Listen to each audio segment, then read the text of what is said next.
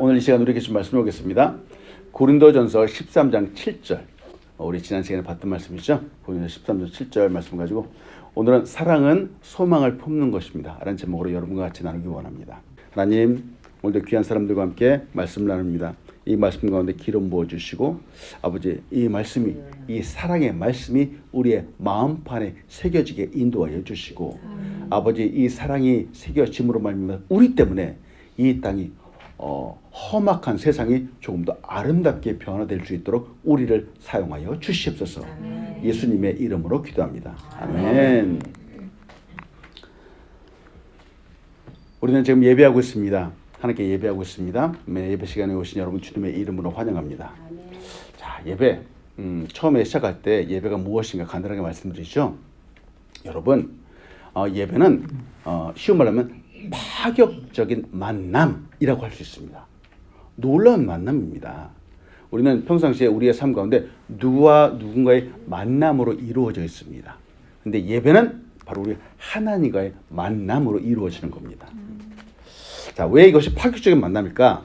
우리 지난 시간에 혹시 말씀 기억하세요? 지난 시간에 사랑은 조건을 넘어서는 것입니다 라고 해서 말씀드렸어요. 네. 그러면서 붕어빵 장사와 여대생의 결혼 이야기 기억나십니까? 놀라운 이야기지 않습니까? 보세요. 진짜 사랑은 말이죠. 도저히 이게 말도 안 되는 이 사랑을 조건을 뛰어넘어서 사랑하는 겁니다. 자, 예배가 왜 파격적인 만남일까? 하나님이잖아요. 하나님은 신이잖아요. 신인데 이 낮고 낮은 인간을 만나시기 위해서 이 땅에 오신 겁니다. 예배는 이 신과 우리 인간의 만남이에요. 그래서 파격적인 만남이라고 할 수 있는 겁니다.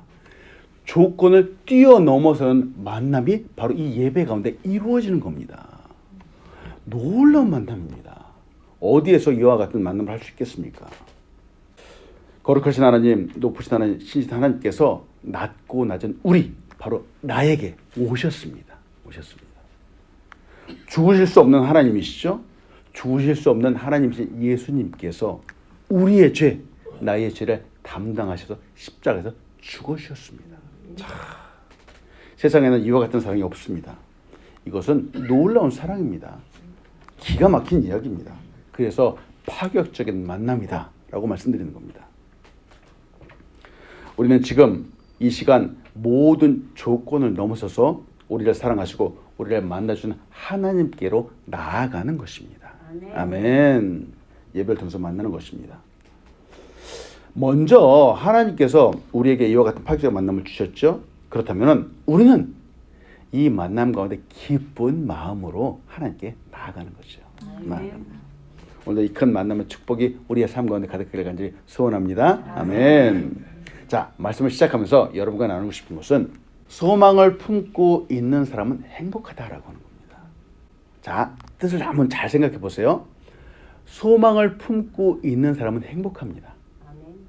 마음에 무엇인가 바라는 것이 있는 사람은 행복합니다. 그런데 조금 이따도 말씀드리겠지만 바라는 것이 없는 사람은 말이죠. 바라는 것이 없는 사람은 무엇을 보든지 간에 다 비관적이에요. 마음에 짜증만 가득한 거예요. 때문에 여러분, 마음에 소망을 품으십시오. 아주 작은 것이라도 소망을 품으십시오. 소망한다라는 것은 무엇인가를 바라는 겁니다. 누군가의 만남을 갖건 혹은 무엇인가를 갖건 물건을 갖건 혹은 어떤 상황을 만나건 간에 만남 이런 만남을 소망하는 거죠. 수요를 간절히 바라고 갈망하는 겁니다. 무엇인가 상황도 바뀌고 개선되기를 소망하는 겁니다. 이게 소망을 갖는다고 하는 거죠. 놀란 것은 이렇게 소망을 품고 있다, 무엇인가 바라는 것이 있는 사람은 행복하다라는 겁니다. 실제로 그렇습니다. 왜냐하면 소망을 품고 있는 그 시간만큼은 힘이 솟아나기 때문에 그렇습니다. 에너지가 나옵니다. 자, 여러분 들어보셨는지요? 투자의 귀재라고 하는 워렌 버핏이라고 하는 분이 있습니다. 워렌 버핏. 아마 신문상에 뉴스가 한두 번씩 들어보셨을 거예요. 이분은 투자한다라고 하죠. 보통 주식 혹은 돈을 갖다가 기업이나 이런 데 투자를 하는 겁니다. 근데 이번에 투자하는 그 액수가 어마어마합니다. 상상을 초월하게 많이 투자를 합니다. 이 워렌 버핏이라고 하는 분은 전 세계 부호 중에서 가장 부자인 사람 중에서 전 세계 5위입니다. 엄청난 부자예요. 자, 이렇게 큰 부자인데 사람들이 궁금해하는 겁니다. 아니 도대체 이분이 어떻게 해서 이렇게 투자를 잘하고 어떻게 돈을 많이 벌지? 궁금해하는 겁니다. 그래서 이분이 생각을 해냈어요. 2000년서부터 20년 전이죠. 2000년서부터 사람들을 만나주는 겁니다. 만나서 그럼 나의 이 노하우를 당신들에 알려주겠소 라고 하는 거예요. 사람들이 그러냐고. 근데 모두를 다 만나줄 수는 없고 단 1년에 한 명만 만나주겠습니다. 그럼 이 만나는 이걸 갖다가 경매에다 딱 내놓았습니다. 경매에 내놓았는데 그 경매하는 그 스타트하는 가격이 점심을 한 끼 먹는 거예요. 점심을 한 끼 먹는 25,000불부터 시작을 합니다. 보세요. 누군가랑 같이 밥을 먹는 거예요. 우리는 설렁탕 한 그릇 먹으면은 요새 20불이죠. 누군가 같이 먹으면 그 사람 거 내주고 40불 정도면 밥을 한 끼 먹는데 이 워렌 버핏과 같이 점심을 한 끼 먹으려면은 25,000불을 내야 되는 거예요. 야, 25,000불이라고 하는 소리를 듣는데 여러분 놀라지도 않으시네. 여러분 아주 마음이 큰가 봅니다. 자, 이렇게 했는데 자, 2000년도부터 시작했다 그랬잖아요. 2012년도에 이 점심을 한 끼 경매에 딱 당첨된 사람이 있습니다. 많은 분이 투자를 지원을 했는데 2012년도에 딱 픽 당첨된 사람이 점심 한 끼로 얼마를 냈느냐? 262만 6,411불을 냈습니다. 점심 한 끼를 먹는데 262만 불을 낸 거예요. 한 끼를 먹는데 자, 2019년도가 되었습니다. 2019년도에는 당첨된 사람이 얼마를 냈는가? 456만 불을 냈습니다. 엄청나죠? 2022년도 바로 지난해예요. 지난해에 이 점심을 같이 먹고 딱 당첨된 사람이 얼마를 냈느냐? 1,900만 불을 냈습니다. 1,900만 불. 한국 돈으로 246억 원을 냈습니다. 점심 한 끼를 먹는데. 여러분 이게 상상이 됩니까? 누군가와 점심을 한 끼 먹는데 이 정도 돈을 내고 점심을 먹을 수 있겠습니까? 그런데 이런 돈을 내고서도 점심을 먹는 사람이 있는 겁니다. 왜 그럴까? 내가 이 돈을 내고 워렌 버핏이라고 하는 당신과 점심을 먹지만 당신의 이 점심시간 1시간 동안에 당신이 나에게 알려주는 이 정보를 통해서 저는 이 지금 내는 것보다 훨씬 더 많은 돈을 벌 수 있습니다. 이런 소망을 가지고 이 사람을 만나는 거예요. 그래서 이 큰 돈을 투자를 하는 겁니다. 야, 세상은 이렇습니다. 대단하지 않습니까? 여러분, 이게 소원이 갖고 있는 힘이라고 하는 거예요. 무엇인가 바란다? 소망한다면 이런 돈도 사람들이 쓸 수 있는 겁니다. 근데 워렌 버핏은 이 많은 돈을 받아서 어떻게 하느냐? 자기의 호주머니를 꿀꺽 하는 것이 아니라 이 사람은 이 돈을 잘 모아서 샌프란시스코에 있는 글라이더라고 하는 비영리 단체에 후원금으로 기부금으로 냅니다. 이 글라이더라고 하는 이 단체는 어떤 단체냐? 가난한 사람들, 노숙자들, 약물 중독자들을 도와주는 것입니다. 이것을 도와주는 거예요. 진짜 돈 많은 사람들은 그렇죠. 사람들이 이렇게 비싼 돈을 지불하면서까지 워렌 버핏과 점심 먹는다. 참 이거 아깝지 않다라고 하는 겁니다. 대가로부터 배우는 것이 더 가치 있다라고 말하는 겁니다.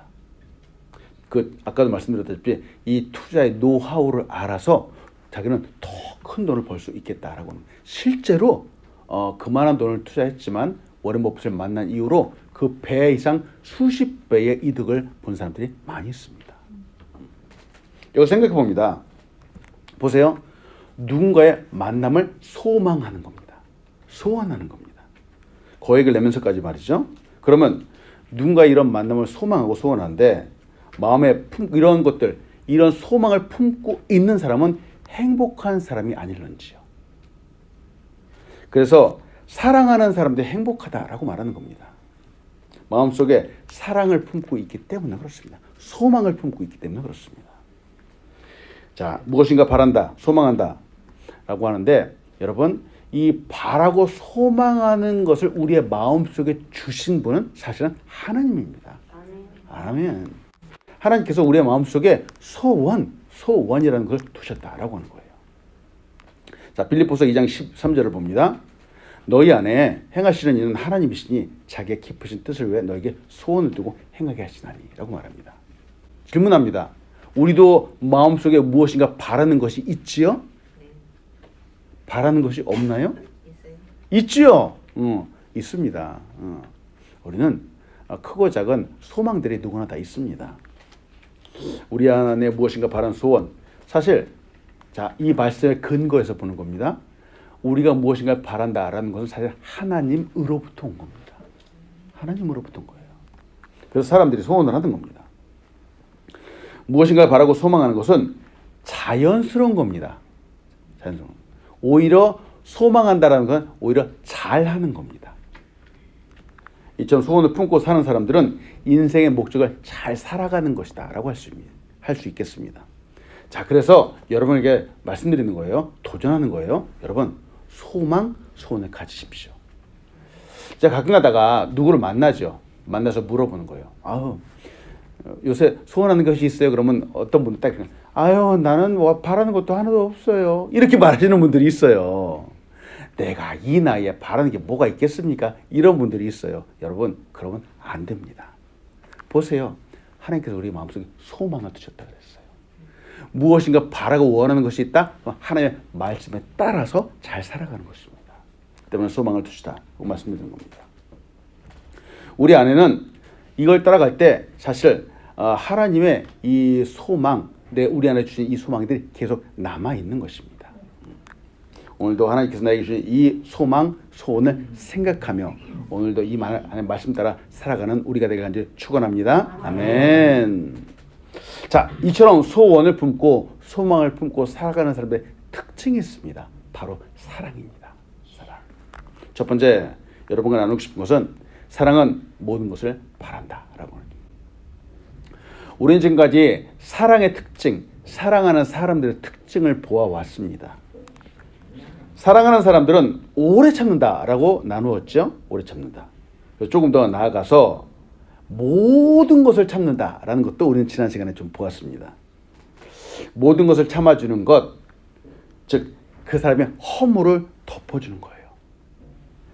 그 사람의 실수도 눈 감아주는 거예요. 심지어 죄악까지도 넓은 마음으로 덮어주는 겁니다. 자, 말씀드렸죠? 근데 우리가 살아가는 세상 그렇지 않다라고 말씀드렸죠?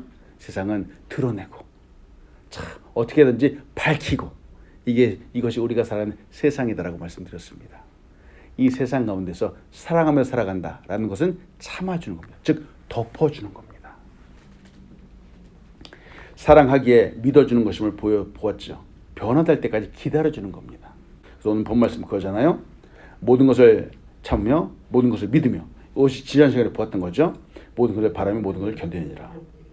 이렇게 모든 걸 참아주고 믿어주는 이유는 바라기 때문에 그런 겁니다. 소망하기 때문에 그런 겁니다. 소원하기 때문에 그런 겁니다. 즉 쉽게 말해서 소원이 있기 때문에 그런 겁니다. 자, 우리 안에 누구나 다 소원이 있는데 소원, 바람이 없는 사람이 있을까? 아니요, 다 있을 겁니다. 있을 겁니다. 우리의 마음에는 누구나 다 크고 작은 소원들이 있습니다. 그것이 바람이 있죠. 자, 그렇다면 바람이라고 하는 것이 과연 무엇일까? 우리 한번 보기 원합니다. 바람이라고 하죠. 원어로 보면은 바로 엘피조라고 그래요. 엘피조. 그럼 이것의 뜻은 무엇일까? 신뢰하고 바란다. 즉 기쁨과 확신을 갖고 구원을 기다린다. 이게 바람이라고 하는 겁니다. 자, 이 바람이 쉽지 않습니다. 좀 기다리고 좀 참아낼 수 있어야 되죠. 자, 우리는 노아의 홍수 사건을 알고 있습니다. 노아의 홍수가 일어났던 그 당시에 사회가 죄악이 만연했습니다. 오죽하면 하나님께서 한탄하셨다라고 하는 그 구절이 성경에 기록되었겠습니까? 저는 성경을 보면서 늘 지금 우리가 살아가는 현재 삶과 비교를 합니다. 함께 비추어 봅니다. 우리가 살아가는 지금 사회, 과학과 문화가 발전한 것은 사실이지만 여러분 잘 살아간다라고 말할 수 있는지요?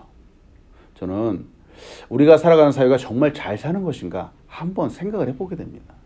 참 소망, 진정한 바람이 필요한 사회처럼 보이기 때문에 그렇습니다. 자, 창세기 6장 5절로 7절 말씀이에요. 우리가 잘 알고 있는 말씀이에요. 여호와께서 사람의 죄악이 세상에 가득함과 그의 마음으로 생각하는 모든 계획이 항상 악할 뿐임을 보시고 땅 위에 사람 지으셨음을 한탄하사 마음에 근심하시고 이르시되 내가 창조한 사람을 내가 짐에서 쓸어버리되 사람으로부터 가축과 기는 것과 공중의 새까지 그리하리니 이는 내가 그것들을 지었음을 한탄함이라 하시니라. 한탄한다라고 하는 이 단어가 2번이나 반복됩니다. 성경을 보시면서 특히나 이 창세기 이 노아의 홍수 사건을 보시면서 안타까워하시는 하나님의 마음이 느껴지시는지요? 저는 성경을 볼 때마다 이 안타까워하시는 하나님의 마음이 너무나 느껴지는 겁니다. 오죽했으면 하나님께서 이와 같이 한탄하셨다라고 하는 단어까지 쓰셨을까라는 거죠.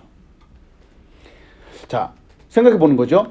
이 정도라면은, 이 정도 사회적인 상황이라면은 소망, 희망, 소원 이런 것들을 가질 수 있을런지요. 저는 요사이 우리가 살아가는 이 사회를 보면서 사건과 사고를 보면서 참 많은 안타까움을 갖습니다. 참 진정한 소망을 가질 수 있을까라고 고개를 갸우뚱하게 됩니다. 아마 하나님도 그러지 않으셨을까. 그런데 저는 또 다른 놀라운 부분을 발견했죠. 근데 여기서 또 다른 한 가지는 하나님이 이렇게 안타까워하셨지만 그럼에도 불구하고 하나님의 마음속에 소망과 소원이 있었다라고 하는 겁니다. 때문에 노아와 그의 가족들을 살리셨습니다. 구원하셨습니다. 은혜를 주셨죠. 하나님은 바로 그들에게 소원을 주셨습니다. 인류를 완전히 멸하지 않으셨고 그 사람들을 남겨주셨습니다. 그 하나님의 소원, 하나님의 사랑이 흘러서 바로 오늘 우리에게까지 왔다라고 하는 겁니다. 오늘 우리의 마음속에 이 하나님의 사랑이 있다라고 하는 사실을 여러분 믿으시기 바랍니다. 아멘. 자, 노아의 홍수 사건이 있었습니다. 세상에 그 홍수가 비가 40주를 갖다 계속 끊임없이 내려서 땅 위에 있는 사람들, 가축들, 모든 호흡을 하고 있는 모든 생물들이 다 죽었습니다. 그리고서 이제 비가 그쳤죠. 마르기를 한참을 좀 기다렸습니다. 그러다가 노아가 홍수 이후에 땅이 말랐는지 보기 위해서 창문을 열고 비둘기를 날려보냈어요. 비둘기가 먼 곳을 다니다가 세상에 잎사귀를 하나 딱 물고선 방지로 돌아왔습니다. 그 잎사귀 하나 딱 보면서 노아가 생각했죠. 이제 심판이 끝났구나. 하나의 소망을 품게 되었습니다. 희망의 상징이었죠. 여기서 함께 보기 원합니다. 우리가 믿고 섬기는 하나님은 심판의 하나님이십니다. 그런데 동시에 희망을 주시는 하나님이십니다. 여러분, 이 하나님, 심판의 하나님이시지만 동시에 희망을 주시는 하나님이라는 사실 여러분 꼭 붙잡으시기 바랍니다. 아멘. 그렇죠. 하나님은 우리에게 희망을 주신 분입니다. 제가 이 말씀을 토대로 해서 제가 이제 결혼식 주례도 좀 해요. 결혼식 주례도 좀 했는데 결혼식 주례를 하면서 신랑과 신부한테 늘 당부를 하는 권면의 말을 합니다. 신랑과 신부는 물론 참 행복하게 살아가긴 하지만 이제부터는 마음의 소원을 갖고 신랑은 남편을 위해서, 신부는 남편을 위해서, 또 남편은 신부를 위해서 서로 마음의 소원을 갖고 이루기 원하는 것들을 서로 잘 도와서 협력해서 이루어가라 라고 권면을 해주는 겁니다. 보세요. 살아가다 보면은, 부부가 함께 살아가다 보면은 참 그 삶 가운데는 많은 폭풍우가 오기도 합니다. 뜻하지 않은 여러 가지 우여곡절들이 오기도 합니다. 그러나 함께 소망을 품고 살아가면 이 많은 우여곡절들을 잘 극복할 수 있는 것입니다. 때문에 아주 고민을 많이 해주죠. 행복한 삶은 마음의 소원을 품고 살아가는 삶입니다. 마찬가지로 아름다운 사랑은 바람을 갖고 살아가는 삶입니다. 우리 삶에 간혹 노아의 홍수처럼 끝이 보이지 않는 물결들이 올 수 있습니다. 그때마다 우리의 마음속에 소망을 잃지 마십시오. 자, 비둘기. 우리의 마음속에도 늘 비둘기를 준비하십시오. 희망의 잎사귀를 바라보십시오. 우리의 마음의 소원, 소망을 결코 놓치지 마십시오. 사랑은 모든 것을 바란다라고 했는데 질문합니다. 우리가 소원을 품는데 말이죠. 이 소원을 언제까지 품어야 되는 것인지요. 이 소원이 이루어지기까지 품어야 되는 겁니다. 때로는 길 수가 있습니다. 근데 길다라고 해서 포기하면 안 됩니다. 모든 것을 바라라 라고 하는 이 속에는 바로 노아의 홍수처럼 어렵고 힘든 순간에도 이 소망을 잃지 말라라고 하는 하나님의 놀라운 뜻이 담겨져 있습니다. 소원을 이루어가는데 우리 삶에도 마찬가지로 소원을 이루어가는데 반드시 어려운 순간들을 만나게 됩니다. 이 세상에는 자신의 꿈을 이룬 사람들이 참 많습니다. 아까 말했던 워렌 버핏처럼 말이죠. 그런데 이 세상에는 자신의 꿈, 소망을 이루지 못한 사람들이 더 많습니다. 더 많습니다. 왜 그들은 소망을 이루지 못했을까요? 중간에 포기했기 때문입니다. 여러분 끝까지 소망을 포기하면 안 되겠습니다. 힘들 때, 어려울 때 도리어 소망을 품어야 됩니다. 로마서 5장 3절 5절입니다. 우리 같이 한번 읽어볼까요? 시작. 다만 이뿐 아니라 우리가 환난 중에도 즐거워하나니 이는 환난은 인내를, 인내는 연단을, 연단은 소망을 이룬 줄 알미로다. 소망이 우리를 부끄럽게 하지 아니하면 우리에게 주신 성령으로 말미암아 하나님의 사랑이 우리의 마음에 부은 바 됨이니. 아멘. 여러분 사랑한다면 그 사람을 사랑한다면 쉽게 포기하면 안 됩니다. 사랑하는 사람은 어려워도 어렵고 힘든 상황에서도 바라면서 나아가는 겁니다. 소망하면서 나아가는 겁니다. 아까도 제가 결혼한 신랑과 신부한테 소망을 품으라고 말한다라고 권면한다라고 여러분 말씀드렸잖아요. 맞아요. 살아가다 보면 참 홍수와 같은 어려운 순간들 분명히 반드시 만나게 됩니다. 그때마다 포기한다면 참 인생을 어떻게 살아가겠습니까?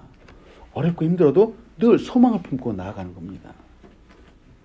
지금은 어렵지만 결국 내일은 바라는 것들이 모두 이루어질 것입니다. 여러분 이 소망을 우리 안에 가득히 품는 우리가 되길 간절히 소원합니다. 아멘. 자, 사랑은 모든 것을 바란다 그랬는데 바라는 것과 함께 두 번째로 나누고 싶은 것은 사랑은 모든 것을 견딥니다. 이 고린도서 13장을 보면 한 구절 안에 비슷한 단어들이 계속해서 반복되는 거 우리 보았죠. 고린도서 13장 7절이에요. 모든 것을 참으며, 근데 맨 끝에 한번 보십시오. 모든 것을 견디느니라 이렇게 말합니다. 도대체 참는 것과 견디는 것은 뭐가 다른 거죠? 참는 것과 견디는 것 비슷하지 않나요? 견딘다라고 하는 이 단어는 참는 것보다 훨씬 더 강력한 의미를 갖고 있습니다. 참는 것이 무엇이라고 했는지요? 기억나시는지요? 아까도 잠깐 말씀드렸는데 참는 것 덮어주는 거예요. 그 사람의 실수도 덮어주고 그 사람의 잘못도 덮어주는 거예요. 이게 참는 거예요. 그러면 견딘다라고 하는 것은 과연 무엇일까? 견딘다. 견딤. 원어로는 후펜메노 이렇게 말해요. 물러서거나 도망치지 않고 머무는 거예요. 그 다음에 불행과 시련 속에서도 믿음을 굳게 붙잡는 겁니다. 비록 희망이 끊어진다 해도 여전히 견디는 겁니다. 이게 견디는 거예요. 우리가 살아가다 보면 정말로 낙담될 때가 있습니다. 이제는 끝이다, 소망이 없다 라고 말할 때가 있습니다. 그때에도 견디는 거예요. 이게 사랑은 모든 것을 견딘다라고 하는 겁니다. 그래서 쉽지 않다라고 하는 겁니다. 그러나 어려움 속에서 끝까지 견디는 사람은 바로 사랑하는 사람입니다. 다른 말로 하면은 여러분, 사랑하지 않는 사람은 조금의 어려움 가운데서 견디지 못하는 사람입니다. 쉽게 포기하는 사람이죠. 가끔가다 보죠. 사람이 올고 나서 아주 독해서 참 견딘다라고 이렇게 말하는 사람들이 있는데, 저는 다른 관점 봅니다. 그 사람의 마음속에 사랑이 있기 때문에 끝까지 견디는 겁니다. 이해되시는지요? 그 사람이 사랑하는 사람이기 때문에 어떤 환경과 상황 가운데서 도망치지 않는 겁니다. 필립 브룩스라고 하는 분이 있습니다. 이분이 사람을 세 종류로 좀 나누었어요. 아주 간단하게. 첫 번째, 피상적인 낙관주의자가 있습니다. 도대체 이 사람은 무엇일까? 피상적인 낙관주의자. 어린 시절을 생각해 보면 좋겠습니다. 낙관주의라고 하면 아주 기쁘고 즐거운 거예요. 꿈을 생각하면서, 소망을 생각하면서 그냥 늘 해피한 거. 자, 이게 피상적인 낙관주의라고 할 수가 있습니다. 어린 시절의 모습이죠. 그러다가 조금 성장을 합니다. 성장을 하면 바로 염세주의자가 됩니다. 염세주의, 어디서 많이 들어본 것 같은데, 염세주의가 도대체 뭐예요? 염세주의를 조금 쉬운 말로 하면 비관주의입니다.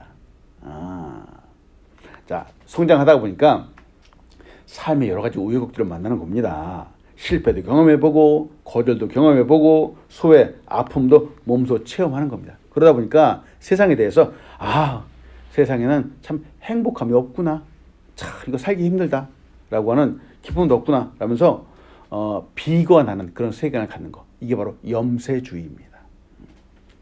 그러다가 이제 여기서 이제 이게 문제입니다. 인생의 산전수전 공전을 다 겪으면서 이 세상을 이제 보게 되지만 내 마음속에 품었던 소망이 사라지는 겁니다. 희망이 사라지게 되는 거죠. 소망이 없는 인생이 되어버리는 겁니다. 참, 세상에 그냥 소망 없이 하루하루 살아가는 사람이 정말 많습니다. 자, 아까도 우리가 찬양했잖아요. 우리가 예배하면서 우리의 마음속에 무너졌던 소망들이 다 살아나게 해달라. 그게 괜히 찬양의 가사 속에 있는 게 아닙니다. 바로 이와 같은 배경 때문에 있는 거예요. 그렇다면은 내 안에 무너졌던 소망들이 살아나기 위해서는 어떻게 해야 되는가? 바로 세 번째예요. 염세주의로 비관적으로 살아가던 사람이 드디어 예수 그리스도를 만나게 되었습니다. 그리고 믿게 되었습니다. 하나님의 참 사랑을 경험하게 되었습니다. 십자가의 은혜를 받게 되었죠. 그때부터 진정한 낙관주의자가 되는 겁니다. 진짜 참 소망을 갖는 사람이 되는 겁니다. 모든 일을 그때부터 긍정적으로 받아들이는 거죠. 무엇이든지 좋은 쪽으로 보고 좋은 쪽으로 행동하는 겁니다. 이제 이 사람은 그냥 세상의 소망이 아니라 하늘의 소망을 품고 살아가는 겁니다. 이게 예수 그리스도를 만난 사람의 특징이라고 하는 겁니다. 여러분, 우리의 마음속에 이 진짜 낙관, 진정한 기쁨이 우리 안에 있는 거 맞습니까? 아멘. 아멘. 참 사랑을 품고 살아가는 거죠. 자, 이런 사람들은 관점이 달라집니다. 삶의 어려운 순간들 물론 있죠. 그런데도 결국은 선을 이룬다라고 하는 하나님의 말씀을 믿고 살아가는 거죠. 자, 로마서 8장 28절이에요. 우리가 잘 알고 있는 말씀이죠. 자, 우리 같이 한번 읽어보겠습니다. 시작. 우리가 알거니와 하나님을 사랑하는 자 곧 그의 뜻대로 부르심을 입은 자들에게는 모든 것을 협력하여 선을 이루느니라. 아멘. 하나님을 사랑하는 자 곧 그의 뜻대로 부르심을 입은 자들은 모든 것, 이 모든 것 속에는 우리의 기쁨도 있지만 눈물을 흘리며 슬픈 것도 있습니다. 외롭고 괴로운 것도 있습니다. 그러나 이 끝은, 그 결과는 결국은 합력하여서 아름다운 선을 이루어간다라고 하는 사실을 여러분 믿으시기 바랍니다. 아멘. 이게 예수 그리스도를 만난 진짜 낙관주의자들이 갖는 마음입니다. 사랑하는 사람에게 오는 것이 어쩌면 사랑할 수 없는 환경이 올 수 있습니다. 힘든 상황도 올 수 있습니다. 그런데 이렇게 위기에 부딪히고 절망에 빠지기도 합니다만, 불가능한 상황을 맞이하기도 합니다만, 그런데도 도전하는 겁니다. 주님의 이 사랑을 품고 사랑하는 우리가 되길 간절히 소원합니다. 아멘. 자, 이제 말씀 맺으면서 예수님의 사랑을 보는 거예요. 예수님을 봅니다. 참 사랑하기 힘든 상황 가운데 사랑하는 분이 누구일까? 예수님이죠. 예수님이죠. 예수님은 그 채찍과 고난 앞에서 예수님은 끝까지 십자가를 지신 분입니다. 우리를 사랑하시기 위해서 나를 사랑할 수 이 땅에 오셨는데 이 사랑을 이루시는 과정이 결코 쉽지 않았습니다. 시기, 질투, 붙잡힌 채찍을 마셨는데 그럼에도 불구하고 결국 십자가까지 지셔야 되는데 참 오늘 본 말씀이잖아요. 고린도서 13장 7절. 자, 십자가를 지시는데 모든 것을 예수님은 참아내셨어요. 그리고 모든 것을 믿어주셨어요. 그리고 모든 것을 바라셨습니다. 그리고 결국 모든 것을 견디어 주셨습니다. 이게 예수님의 사랑이에요. 그리고 십자가에서 끝까지 견디고 결국 죽기까지 순종해 주셨습니다. 그래서 우리가 구원을 받은 것입니다. 아멘. 아멘. 모든 것을 다 이루신 예수님의 사랑을 받는 우리가 되길 간절히 소원합니다. 아멘. 이 세상에도 참 사랑의 모습이 아름답게 조명되기도 합니다. 한 이야기를 드립니다. 1907년 오헨리라고 하는 분이 소설을 썼습니다. 들어보셨죠? 마지막 입새라고 하는 소설이 있어요. 마지막 입새. 마지막 입새가 출판되면서 사람들한테 엄청난 영향을 미쳤습니다. 어떤 이야기죠? 폐렴에 걸린 소녀가 있었습니다. 존 씨라고 하는 소녀가 있었어요. 참, 폐렴에 걸리고 세상의 모든 소망, 살 소망이 다 끊어진 거죠. 참 창문을 바라보는데 창문에는 이 담쟁이 덩굴이 잘 있었어요. 근데 담쟁이 덩굴 잎이 하나씩 떨어지는 거예요. 담쟁이 덩굴을 보면서 참 내 처지랑 참 똑같구나. 그러면서 친구한테 얘기했죠. 저 담쟁이 덩굴 잎이 다 떨어지면 나도 죽을 거야 라고 얘기를 했어요. 친구가 보다 못해서 이웃집에 화가인 베어만이라고 하는 할아버지한테 이 이야기를 했어요. 네, 베어만이라고 하는 이분이 그렇다고 해서 소망을 잃고 비관적으로 이렇게 죽게 할 수 없다라고 해서 한 가지 생각을 했죠. 하필이면 그날 비가 억수같이 폭풍가 내렸습니다. 이 베어만 할아버지가 참 온갖 비를 맞으면서 잎사귀 하나를 갖다 딱 멋지게 실물처럼 똑같이 그렸어요. 다음 날에 딱 되었습니다. 이 소녀가 딱 보니까 세상에 그 엄청난 비바람에도 떨어지지 않은 잎이 하나 딱 있는 거예요. 야, 내가 저 잎이 떨어지면 죽으려고 그랬는데 잎이 하나 있네? 소망을 갖게 된 거예요. 그러면서 결국은 이 폐렴 가운데에서 이겼습니다. 그 병이 다 나았습니다. 결국은 죽지 않게 되었죠. 의사를 딱 만났는데 의사가 깜짝 놀랐죠. 당신은 정말 죽을 수밖에 없는데 어떻게 이렇게 살게 되었냐고. 그러면서 이제 이야기를 했는데 근데 지난밤에 바로 옆집에 있는 그 할아버지가 폐렴으로 죽었습니다. 라고 얘기를 해주는 거예요. 이게 마지막 입새예요. 바라는 것이 있다. 여러분, 이 할아버지는 말이죠. 이 소녀가, 폐렴에 걸린 소녀가 무엇인가 바라는 것이 있다. 무엇인가 보는 것이 있다라는 것이 소망을 주었어요. 여러분, 소망이 있으면은 견뎌낼 수 있는 겁니다. 살아낼 수 있는 겁니다. 그래서 이 소망을 준 거죠. 예수님은 예수님의 사랑을 끝까지 바라고 견디고 참아주는 사랑입니다. 예수님 요한복음 19장 3절에 이렇게 말씀하셨죠. 예수께서 신포도를 받으신 후에 이르시되 다 이루었다 하시고 머리를 숙이니 영혼이 떠나가시니라. 예수님은 끝까지 다 이루었다. 예수님은 중간에 포기하지 않으셨어요. 우리의 구원을 이루시기까지 끝까지 참아주셨고 끝까지 견디어 주셨습니다.